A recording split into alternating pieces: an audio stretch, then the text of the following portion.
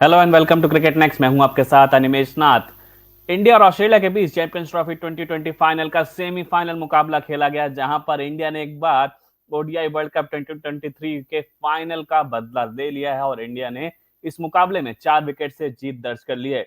और इस जीत को सेलिब्रेट करने के लिए हमारे साथ जुड़ रहे हैं हर्षित बिष्ट। वेलकम हर्षित। जिस तरीके से टीम इंडिया ने इस मुकाबले में जीत दर्ज की है, आखिरी में कुंग फू पांड्या के कुछ बेहतरीन छक्के, उसके अलावा जिस तरीके से विराट कोहली ने पारी को बिल्डअप किया, हालांकि वो फिनिश नहीं कर पाए जिसकी उम्मीद हम कर रहे थे। किस तरीके से देखेंगे इस जीत को? और जो कह सकते हैं सोर्स जिस चीज का सबसे ज्यादा है कि आज इंडिया ने ओडीआई वर्ल्ड कप 2023 के फाइनल का बदला ले लिया है।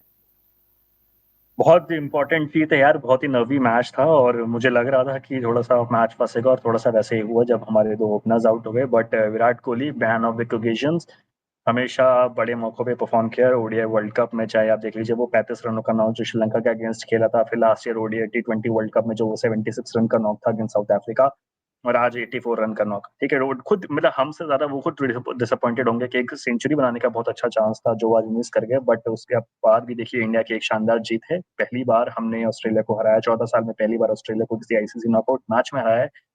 और ये मेरे लिए तो बहुत बड़ी जीत है। और देखिए, चाहे ऑस्ट्रेलियन टीम के साथ कितनी भी हम बात कर रहे थे ना, चाहे उनके साथ कितनी भी दिक्कत है, but Australian team Australian team है और आज तो उसी जज्बे के साथ वो लड़ी। बट इंडियन टीम ने दिखाया कि क्यों वो world number one ODI team है और क्यों वो एक वन ऑफ डे था जब हम अहमदाबाद में हारे थे। Very pleased with Indian teams performance. यार देखिए, बहुत अच्छी चीज है आज जब टॉप ऑर्डर्स हमारे ओपनर्स जल्दी निपट गए तो बाकी बैट्समैन स्टेप हो। Shreyas Iyer very impressed with this performance in this entire tournament.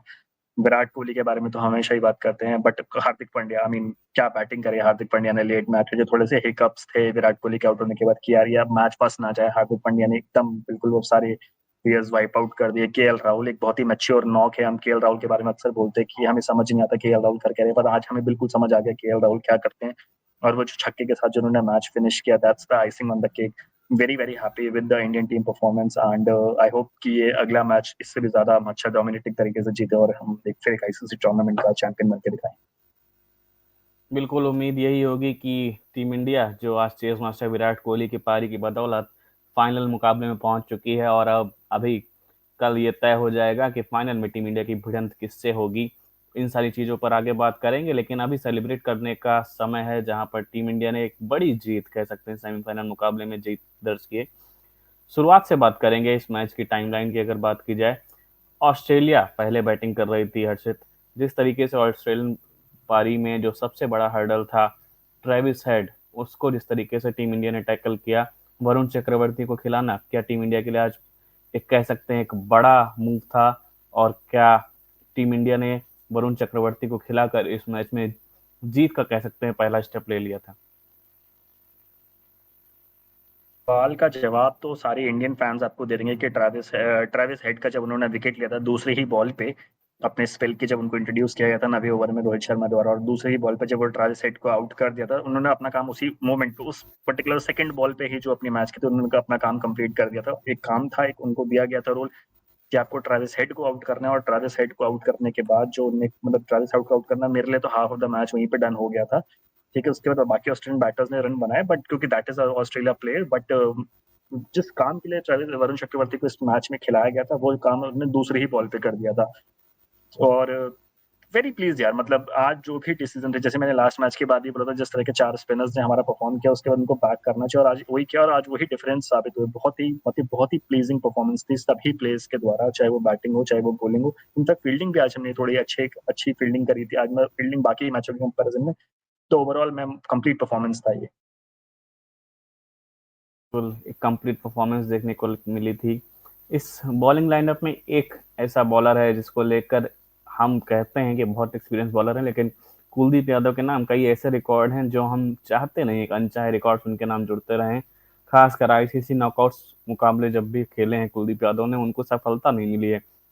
आज भी उन्हें कोई सफलता नहीं मिली, और कह सकते हैं 8 ओवर में 44 रन उन्होंने खर्च किए।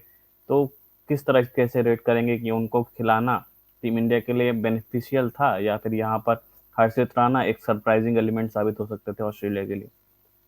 नहीं यार, मतलब कुलदीप यादव को आज विकेट नहीं मिले, but Kuldeep is very quality bowler. और वो मतलब, और आज आप देखिए कैप्टन का उन पे इतना विश्वास था कि सबसे पहला जब चेंज हुआ तो सबसे पहले उन्हीं को इंट्रोड्यूस किया गया वहां पे। तो Kuldeep Yadav is India's most valuable player. तो वो पाकिस्तान वाला जो मैच था, जो बड़ा मैच था पाकिस्तान के, वहां उनने 3 विकेट निकाल के, कुलदीप यादव ने हमेशा परफॉर्म किया। तो हाँ यार, देखिए हर मैच में आपको विकेट नहीं मिलेंगे, but despite his of little of day today, मैं कुलदीप यादव को बहुत ही हाईली रेट करता हूँ। और कुलदीप यादव की जो स्टार्ट है, स्पेशली व्हाइट बॉल क्रिकेट में, उनके नाम पे 2 हैट्रिक भी है। तो कुलदीप यादव की यार मतलब जगह पे मुझे नहीं लगता कोई डाउट होना चाहिए। और अगर कुछ डिवास्टेटिंग चेंज ना हो जाए, कुछ कोई इंजरी कंसर्न ना हो, तो मुझे लगता नहीं कि इंडियन टीम को चेंज करना भी चाहिए अगले मैच के लिए भी। बिकॉज अगला मैच अब जिससे भी खेलेंगे वो भी कोई स्पिन के तरह महारत हासिल नहीं है उस टीम को भी। तो मुझे लगता है कि Indian team, Indian fans, Indian players सब आज बहुत खुश होंगे। और हम मतलब मैं तो पर्टिकुलरली एक और आईसीसी ट्रॉफी अपने घर आते हुए देख रहा हूँ। बिल्कुल, एक आईसीसी ट्रॉफी हम घर आते हुए देख रहे हैं। लेकिन इस मैच की अगर हाईलाइट की बात की जाए तो यहाँ पर सबसे बड़ी हाईलाइट थी आज विराट कोहली की वो पारी, जो उन्होंने कह सकते हैं टफ सिचुएशन में, यहाँ पर कह सकते हैं जब भी उनको ये कई बार कहा गया कि बड़े मैच के बड़े खिलाड़ी हैं। हालांकि जब वो 84 रन बनाकर पवेलियन वापस लौट रहे थे तब भी कई सारे फैंस निराश थे कि क्या वो जल्दी पवेलियन वापस लौट गए, कि हमें उनसे बहुत ज़्यादा एक्सपेक्टेशंस रहती हैं। लेकिन आज की पारी की बदौलत वो चैंपियंस ट्रॉफी में सबसे ज़्यादा स्कोर करने वाले बल्लेबाज बन गए हैं, जिनमें कई सारे रिकॉर्ड्स उन्होंने आज भी ध्वस्त किए हैं। किस तरीके से रेट करेंगे उनकी इस पारी को, और इस टेंस सिचुएशन में, क्योंकि मैच को लगभग भारत के पाले में लाकर उन्होंने खड़ा कर दिया था। देखिए विराट कोहली को भारतीय क्रिकेट फैंस जो है किंग बोलते हैं। किंग कौन होता है? किंग होता है जब मुश्किल परिस्थिति होती है, वहां से आपको जो उभार के आपके लिए आपको एक सेफ सिचुएशन पहुंचाता है। तो विराट कोहली ने जो किंग का टैग है, वो एक्चुअली में वर्ल्ड क्रिकेट में अगर कोई बंदा डिजर्व करता है, दैट इज विराट कोहली। कई अनगिनत चेजेस में उन्होंने इंडिया को जीत दिलाई, और आज भी एक वैसा ही नॉक उन्होंने खेला। जब वो बैटिंग करने आए, शुभमन गिल जल्दी आउट हो गए थे, और शुभमन गिल आजकल रेड हॉट फॉर्म में है। ठीक है, वर्ल्ड नंबर 1 ओडीआई बैटर, और शुभमन गिल का विकेट गिरना एक बड़ा सेटबैक था इंडियन टीम। बट उसके बाद जिस तरह से उन्होंने इनिंग्स को रिबिल्ड किया, पहले रोहित के साथ, फिर श्रेयस अय्यर के साथ, फिर केएल राहुल के साथ, वो दिखाता है कि विराट कोहली कितने बड़े बल्लेबाज हैं। चाहे सिचुएशन कैसी भी हो, कैसी भी विषम परिस्थिति हो, विराट कोहली है तो आप टीम में है, आप उस गेम में है। विराट कोहली ने आज अपने बैटिंग से वही परफॉर्मेंस करके दिखाया। देखिए आप 84 रन बनाए उन्होंने 98 बॉल्स में, बट सिर्फ 5 चौके मारे। मतलब अगर आप देखें तो 64 रन उन्होंने विकेटों के बीच दौड़ के लिए, एंड विकेटों के बीच दौड़ के रन लेने के बाद उनकी फिटनेस की बात करते हैं। और विराट कोहली का गेम भी वही है, विराट कोहली ने गेम चलाते रहते हैं। वो जो running in the between the wickets है, वो अपने ऊपर प्रेशर नहीं आने देते, सामने वाली टीम को हमेशा प्रेशर में रखते हैं। और यही कारण था कि 2 विकेट जल्दी लेने के बाद भी ऑस्ट्रेलिया इस मैच में कहीं ऐसा नजर नहीं आ रहा था कि वो इस मैच में इंडिया से आगे निकल गए। इंडिया हमेशा इस गेम में बना हुआ था, and that was because of Virat Kohli. काफी मेच्योर, काफी मतलब मेच्योरिटी वाली नॉक तो नहीं कहूंगा, but Virat Kohli was in his element today, and Virat Kohli played like Virat Kohli today. एक वो जो शॉट था, वो इकलौता ऐसा शॉट मुझे पूरे मैच में लगा जहां पे Virat Kohli tried to do something different which did not paid off. अगर वो वैसा शॉट नहीं खेलते तो आज विराट कोहली की हम सेंचुरी सेलिब्रेट कर रहे होते। बिल्कुल, नॉकआउट में इस तरीके की सेंचुरी अगर हम मिस करते हैं तो यहाँ बहुत ज़्यादा एक बड़ा मोमेंट होता विराट कोहली के लिए भी, इंडियन फैंस के लिए भी, क्योंकि नॉकआउट्स में खासकर गंभीर एक बार ऐसे ही उन्होंने सेंचुरी मिस की थी, तब भी हमने कह सकते हैं इस चीज़ को एक रिपीट देखने को मिला, एक उसका कह सकते हैं ग्लिम्स देखने को मिला जहाँ पर सेंचुरी से चूकते हुए नजर आए। और विराट कोहली जिस तरीके का शॉट खेलते हुए आउट हुआ, मतलब नॉर्मल डेज में वो ऐसे शॉट्स के लिए नहीं जाते हैं। कुछ अलग करने की कोशिश थी लेकिन वो अलग कह सकते हैं सही तरीके से एक्सिक्यूट नहीं हो पाया, और इस वजह से विराट कोहली को पवेलियन वापस लौटना पड़ा। लेकिन उनके 84 रनों की पारी मुझे लगता है इस पूरे मैच का ट्विस्ट है, और कह सकते हैं कि उन्होंने जिस तरीके से इस पारी को संभाला, श्रेयस अय्यर के साथ साझेदारी की, वो इस मैच को कह सकते हैं जीत की तरफ लेके गई, इंडिया के पक्ष में लेकर आई। श्रेयस अय्यर ठीक है जल्दी पवेलियन वापस लौट गए, बहुत जल्दी नहीं लौटे, लेकिन एक हाफ सेंचुरी की तरफ बढ़ रहे थे। उनकी पारी को किस तरीके से रेट करेंगे, खासकर जिस तरीके से ऑस्ट्रेलियन स्पिनर्स, जो कि कह सकते हैं रेगुलर स्पिनर्स नहीं थे, वो थोड़ा सा एक सरप्राइजिंग एलिमेंट लेकर आ रहे थे टीम इंडिया के प्लेयर्स के लिए, क्योंकि मुझे नहीं लगता इंडियन लाइनअप में इतनी ज़्यादा अवेयरनेस थी कि कॉनली को भी, कूपर को भी एज एन स्पिनर ट्राई करेगी ऑस्ट्रेलियन टीम। उसके अलावा ग्लेन मैक्सवेल ने भी बॉलिंग की, एडम जैम्पा ने भी बॉलिंग की, और कूपर ने जितने अधिक ओवर डाले वो बिल्कुल ये दिखाता है कि कहीं ना कहीं कह सकते हैं कि इनके पूरे फ्रेमवर्क में था कि वो कई सारे ओवर कूपर से डलवाना चाहते हैं। 8 ओवर उन्होंने डाले, और जो एक विकेट उन्होंने निकाला था वो बहुत सरप्राइजिंग विकेट था टीम इंडिया के लिए, कह सकते हैं रोहित शर्मा को पवेलियन वापस भेजा। तो यहाँ पर श्रेयस अय्यर ने जिस तरीके से स्पिनर्स को मिडल ओवर्स में आकर टैकल किया, उनकी पारी को किस तरीके से देखते हैं? देखिए, मैं श्रेयस अय्यर को हमेशा से बहुत हाईली रेट करता हूँ ओडीआई मैचेस में, और जिस तरह से उनका ये टूर्नामेंट गुजर रहा है, जिस तरह का नॉक उन्होंने पाकिस्तान के अगेंस्ट खेला, फिर न्यूजीलैंड के अगेंस्ट खेला, और आज जिस तरह का नॉक खेला, 3 top quality knock. Shreyas Iyer जब वहां पर आए तो उनको वहां जरूरत है विराट कोहली का साथ देने के साथ साथ रन स्कोर बोर्ड को चलाते रहने का, और श्रेयस अय्यर एग्जैक्टली वही करते हुए नजर आए आज के मैच में। ठीक है, अनलकी थे कि अपना एक सेंचुरी अगर एक हाफ 50 मिस कर गए, बट बैटिंग वाइज उनकी जो परफॉर्मेंस है, जितना नाम है उनका डोमेस्टिक क्रिकेट में, that Shreyas Iyer is your number 4, Shreyas Iyer is your number 4, वो बिल्कुल उस पोटेंशियल, उस टैग को जस्टिफाई करते हुए नजर आते हैं। एंड जिस तरह का, देखिए, श्रेयस अय्यर, मैं बात प्री मैच शो में भी मैंने बोला था कि इंडिया के लिए इस रन चेज में जो सबसे बड़ा प्लेयर होगा वो होगा श्रेयस अय्यर। बिकॉज अगर श्रेयस अय्यर पीस पे टाइम स्पेंड करते हैं तो वो ऑस्ट्रेलियन बॉलर्स के लिए प्रेशर प्रॉब्लम क्रिएट करेंगे। बिकॉज देखिए, श्रेयस अय्यर इंडियन टीम में इस बैटिंग लाइनअप में अगर कोई प्लेयर स्पिन को सबसे अच्छा खेलता है आज की तारीख में, दैट इज श्रेयस अय्यर। और श्रेयस अय्यर और ऑस्ट्रेलिया ने आज, अब देखिए, सिर्फ दो फास्ट बॉलर थे, और बाकी जो उनके पास 7 बॉलिंग ऑप्शन थे उसमें सब स्पिनर्स थे। तो श्रेयस अय्यर उनके सामने बड़े डेंजरस साबित हो सकते हैं, और इसी वजह से आज ऑस्ट्रेलियन जो स्पिनर्स थे वो उतने कॉन्फिडेंट नजर नहीं आए जितना जैम्पा यूजुअली नजर आते हैं। That was Shreyas Iyer effect, and Shreyas Iyer के इम्पैक्ट वहां पर होने से विराट कोहली को भी, जो विराट कोहली का गेम है, क्योंकि दोनों काफी फिट प्लेयर, तो Virat Kohli likes to run singles double, and Shreyas Iyer के बोलने से वहां पर वो चीज बहुत बहुत ही मतलब क्रूशियल, जो इंडिया जिस तरह से गेम चलाए थे वो बहुत ही मतलब क्रूशियल था उस मैच में। बिल्कुल कह सकते हैं काफ़ी क्रूशियल था, जहाँ से श्रेयस अय्यर ने 45 रनों की शानदार पारी खेली। हालांकि वो उसको अपनी हाफ सेंचुरी में कन्वर्ट नहीं कर पाए, पवेलियन जल्दी वापस लौट गए। लेकिन क्रूशियल मोमेंट में खड़े हो, ये मुझे लगता है टीम इंडिया के लिए सबसे अच्छी बात यह है कि श्रेयस अय्यर, विराट कोहली और खासकर शुभमन गिल, आज उनका बल्ला नहीं चला, लेकिन जिस तरह की फॉर्म में है और जिस तरीके से टीम इंडिया के सारे बैटर्स हर मैच में किसी न किसी एक मैच में एक बड़ा खिलाड़ी सामने आया है, ये टीम इंडिया के लिए अच्छा मोमेंटम है। फाइनल में के लिए कह सकते हैं टीम इंडिया के लिए बैटिंग डेप्थ को लेकर कोई भी चिंता करने की जरूरत नहीं है। रोहित शर्मा की बात करना चाहूंगा हर्षित, में जिस तरीके से उन्होंने कूपर के सामने अपना विकेट गंवाया, क्या आप एक्सपेक्ट कर रहे थे? ठीक है, वो पारी को बिल्डअप करना चाहते हैं, हम कई बार उनको नेग्लेक्ट कर देते हैं कि 28 रनों की पारी, उनकी पारी, वो एक स्टार्ट देना चाहते थे। लेकिन मुझे लगता है कूपर के सामने उनको इस तरीके से अपना विकेट नहीं गंवाना चाहिए था, और खासकर जिस सिचुएशन में वो बैटिंग कर रहे थे, वो अपनी पारी को भी और बड़ा कर सकते थे। ये कैपेबिलिटी उनके अंदर दिख भी रही थी, जिस तरीके से वो शॉट्स लगा रहे थे। लेकिन जिस तरीके से एलबीडब्ल्यू होकर पवेलियन वापस लौटे, कैसे रेट करेंगे? क्या वो थोड़ा सा डिसीजन, उन्होंने खराब डिसीजन लिया जिस तरीके के शॉट के लिए हो गए, या फिर वो अपना काम जो करना चाहते थे वो अपना काम बखूबी निभा कर पवेलियन वापस लौटे? देखिए, जब रोहित शर्मा आज बैटिंग करने आया तो मुझे काफी उनसे उम्मीदें थी, और जिस तरह का उनका जिस तरह का उनका स्टार्ट हुआ था, जब उन्होंने नेथन एलिस को छक्का मारा था दूसरे ओवर में, तो मुझे लगा था कि रोहित शर्मा के बैट से आज बड़ा नॉक निकलेगा, जैसे कि T20 वर्ल्ड कप में निकला था लास्ट ईयर। बट कुछ फिर उसके बाद कुछ रिस्की शॉट थे, वो जो मानस लेबुशेन ने जो एक कैच छोड़ दिया था, वो तो बिल्कुल ट्रेविस हेड का फ्लैशबैक दे के चला गया था। उसके बाद उससे पहले उनका एक कैच और भी छूटा था। तो बट रोहित शर्मा का ये देखो, टेम्पलेट ओडीआई क्रिकेट में पिछले कुछ टाइम से यही है। रोहित शर्मा आते हैं, रोहित शर्मा अपोजिशन बॉलर्स के नर्व पर जाते हैं, कभी कभार क्लिक हो जाते हैं, कभी कभार नहीं हो पाते। तो मैं रोहित शर्मा को चाहूंगा कि रोहित शर्मा अपनी उसी अप्रोच को कंटिन्यू रखे, क्योंकि अगर अगर आप अपोजिशन को देख के अपनी अप्रोच चेंज करेंगे तो फिर उसका इम्पैक्ट नहीं पड़ेगा। रोहित शर्मा ने उसी अप्रोच से हमें ओडीआई वर्ल्ड कप में हमारे लिए बहुत इम्पैक्टफुल नॉक किया था। और अगर आपको याद हो, अभी जो पिछले महीने उन्होंने इंग्लैंड के अगेंस्ट सेंचुरी बनाई थी कटक में, वहां पे वो सेम ही टेम्पलेट से खेले थे, attack from the ball one. Her match में नहीं होगा यार वो, जब आप अटैक फॉर द बॉल बन जाते हैं तो हर मैच में आपको सक्सेस गारंटी कर ही नहीं सकता, वो पॉसिबिलिटी नहीं है। बट जब वो करते हैं तो वहां से टीम का एक टेम्पलेट सेट हो जाता है। तो आज जिस तरह से उन्होंने अटैक करके दिखाया, तो उन्होंने दिखाया कि ऑस्ट्रेलियन बॉलर्स को आप चार्ज डाउन करिए, और आप ऑस्ट्रेलियन बॉलर्स को प्रेशर में डालेंगे अर्ली ऑन, तो उनके पास इतना एक्सपीरियंस नहीं है कि वो आपको वो उस मैच में ऑस्ट्रेलिया का कमबैक करा पाए। तो मैं उस मामले में मानता हूँ कि हाँ, रोहित शर्मा को उसी अप्रोच को कंटिन्यू करना चाहिए। बट वही है कि यार, क्योंकि हम जानते हैं उस बंदे का पोटेंशियल इतना है कि जिस दिन वो सेट हो गया तो वो इतना लंबा लंबा सिंगल हैंडेडली मैच जीता था। तो कई बार वो लगता है कि यार थोड़ा सा केयरफुली खेल ले, थोड़ा सा केयरफुली खेल ले।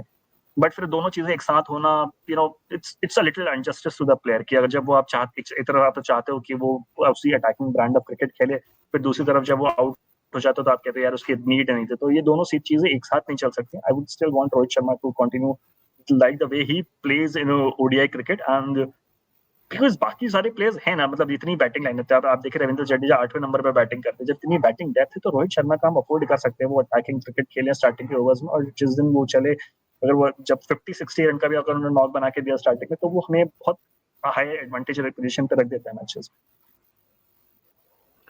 बिल्कुल कह सकते हैं रोहित शर्मा ने जिस तरीके से 28 रन बनाए वो भी बहुत क्रूशियल थे, और टीम इंडिया को वहां से एक मोमेंटम जरूर मिल गया था, और जिस तरीके से उस पारी को फिर विराट कोहली और श्रेयस अय्यर ने आगे बढ़ाया।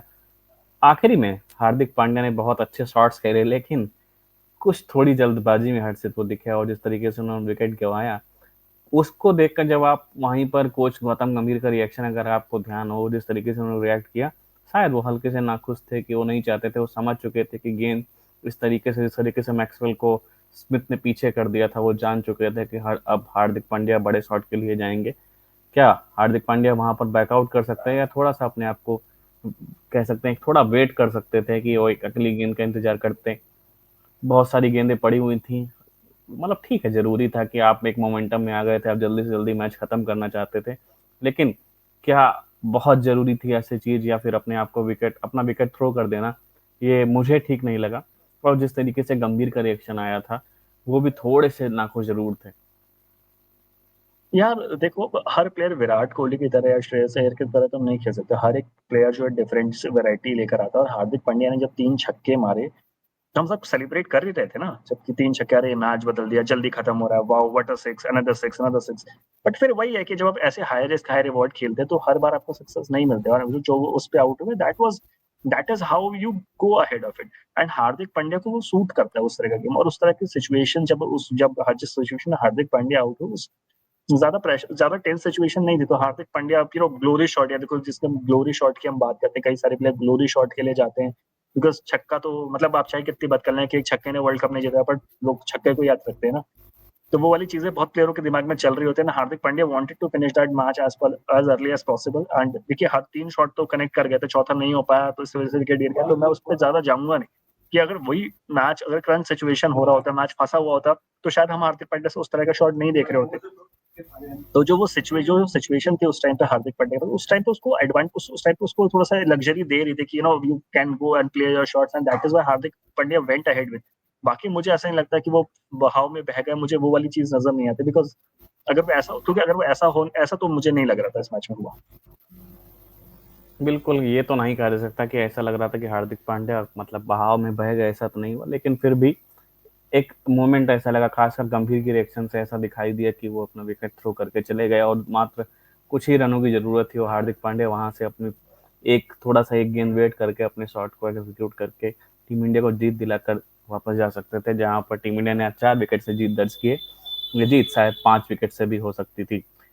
एक और सवाल हर्षित, क्या अब हम कंपेयर करें, ऑस्ट्रेलियन बॉलिंग क्या काफी वीक नजर आई थी इंडियन बैटर्स के सामने, वो धार नहीं दिख रही थी, बहुत सारे ट्रायल एंड एरर दिख रहे थे खासकर, और बहुत नई चीजें थी उसमें ट्राई करते हुए दिखे, क्योंकि सवाल सबसे पहले तो यही उठा था कि जैक फ्रेजरमर्क जैसे खिलाड़ी के स्क्वाड में होते हुए आपने कूपर को प्लेइंग 11 में जगह दी, क्या इसके पीछे यही थॉट था कि वो एक ऑलराउंडर की भूमिका निभा सकते हैं? दूसरी चीज, क्या इंडियन बैटिंग लाइनअप के कंपैरिजन में ऑस्ट्रेलिया की बॉलिंग बहुत ही वीक थी? यार देखो, ये ऑस्ट्रेलियन बॉलिंग वीक थी ये तो मैं नहीं बोलूँ, मैं इसलिए नहीं बोलूंगा कि हमने तो नहीं बोला था ऑस्ट्रेलिया को, या दुनिया में किसी ने तो ये नहीं बोला कि आप सिर्फ स्टार्क, कमिंस और हेजलवुड को खिलाओ और बाकी प्लेयरों को मौका ही मत दो, राइट। तो ये कहना कि ऑस्ट्रेलियन टीम की पोलिंग लाइनअप वीक थी, अगर आप इंटरनेशनल क्रिकेट खेलने आए हो, चैंपियंस ट्रॉफी जैसे बड़े टूर्नामेंट में खेलने आए, तो आपके पास एक्सपीरियंस होगा, आपने डोमेस्टिक क्रिकेट, आपने हाईएस्ट लेवल पे नहीं खेला होगा, और आपने डोमेस्टिक क्रिकेट खेला है। अगर आप इंडियन क्रिकेट की बात करें तो वरुण चक्रवर्ती का आज सिर्फ तीसरा ओडीआई था, हर्षित राणा ने 4-5 ही ओडीआई खेले हैं, ठीक है। और शमी अगर आप बात करें तो शमी 1.5 साल बाद वो इंडियन क्रिकेट टीम में वापस आ रहे हैं, तो इंडियन टीम की जो बॉलिंग लाइनअप थी वो भी इतनी कुछ खास नहीं थी। और इंडिया ने तो पिछले, हार्दिक पांड्या को तो अगर बात करें तो हार्दिक पांड्या का भी जो पिछले इंग्लैंड सीरीज, वो ओडीआई वर्ल्ड कप के बाद पहली ओडीआई सीरीज थी, तो इंडियन प्लेयर्स भी रेगुलरली नहीं खेल रहे थे। तो ये कहना कि ऑस्ट्रेलियन टीम का बॉलिंग लाइनअप बहुत ही वीक था और इंडियन टीम बहुत ही ज्यादा स्ट्रॉन्ग थी, वो इसलिए लग रहा है क्योंकि हम इंडियन क्रिकेट को रोज खेलते हुए देख रहे हैं, हमें पता है ये प्लेयर को हमने आईपीएल में देखा है, हम फॉर्मेट मिक्स एंड मैच कर रहे हैं। पर अगर आप ओडीआई क्रिकेट देखें तो इंडियन बॉलिंग का जो बॉलिंग एक्सपीरियंस है वो एग्जैक्टली ऑलमोस्ट सिमिलर है ऑस्ट्रेलिया के कंपैरिजन। और जहां तक की बैटिंग की बात, तो विराट कोहली और रोहित शर्मा के अलावा बाकी जितने भी प्लेयर्स हैं हमारी टीम में, वो कोई भी 100 मैचेस भी नहीं खेला है।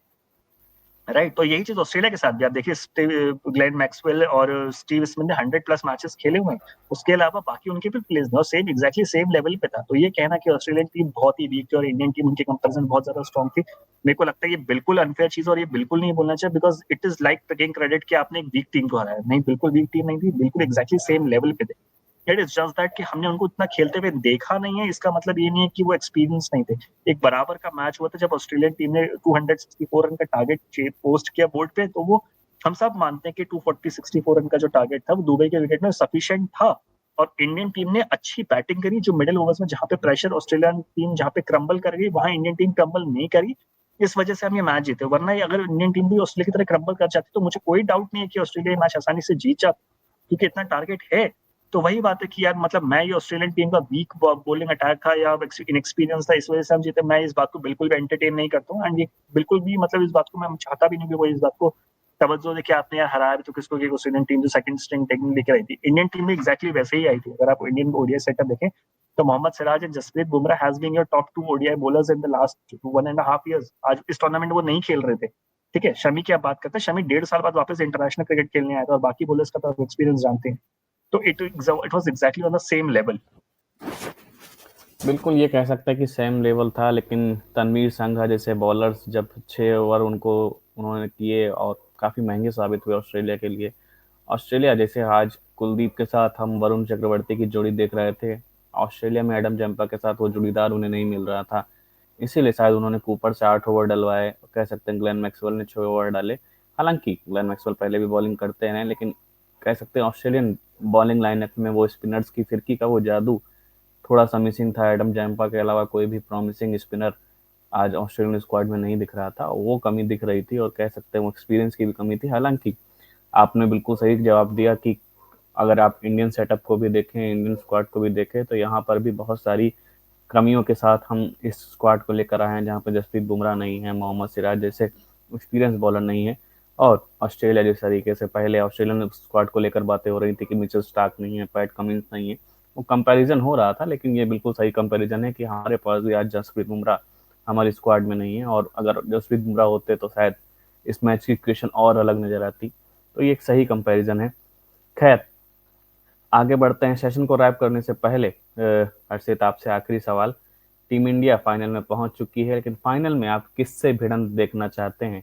अब जो दूसरा सेमीफाइनल मुकाबला खेला जाएगा वो खेला जाएगा साउथ अफ्रीका और न्यूजीलैंड के बीच में। अब सेमीफाइनल के बाद फाइनल की राह कैसे आसान हो सकती है? कौन सी टीम आप चाहेंगे और किसके सामने टीम इंडिया जीत दर्ज कर सकती है? और क्या किसी टीम के सामने ऐसा हो सकता है कि साउथ अफ्रीका या न्यूजीलैंड जिनके सामने अगर टीम इंडिया फाइनल खेलेगी तो उनके लिए जीत की राह ज्यादा आसान होगी? नहीं देखिए यार, आप मतलब अगर आप जीत की बात करें तो आसान है। ऑस्ट्रेलिया को हरा दिया तो मतलब आप किसी भी टीम को हरा सकते हैं, चाहे ऑस्ट्रेलिया कैसे भी। Australia is the world's best team, आप मानेंगे। चाहे इंडियन, चाहे तो ऑस्ट्रेलिया, मुझे लगता है कि न्यूजीलैंड और साउथ अफ्रीका का जो मैच होगा काफी मजेदार मैच होगा, क्योंकि दोनों टीमों के पास काफी अच्छे प्लेयर्स हैं।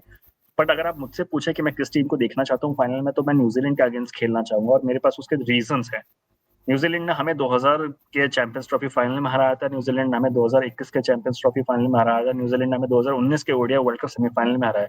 अगर बदला लेना ही है, एक जीत को मेमोरेबल जीत बनाना, तो क्यों ना उनसे हिसाब बराबर किया जाए फाइनल में। साउथ अफ्रीका को तो हम पिछले साल T20 वर्ल्ड कप में भी हरा के आए, और उनके साथ एक चोकर्स का टैग है जो ऐड किया जाता है। अगर हम उनको हराते हैं तो बोलते हैं कि तू तो क्रम्बल कर ही जाता। तो न्यूजीलैंड एक ऐसी टीम है जिसने हमें 3 बार बड़े मौकों पे दुख दिया है।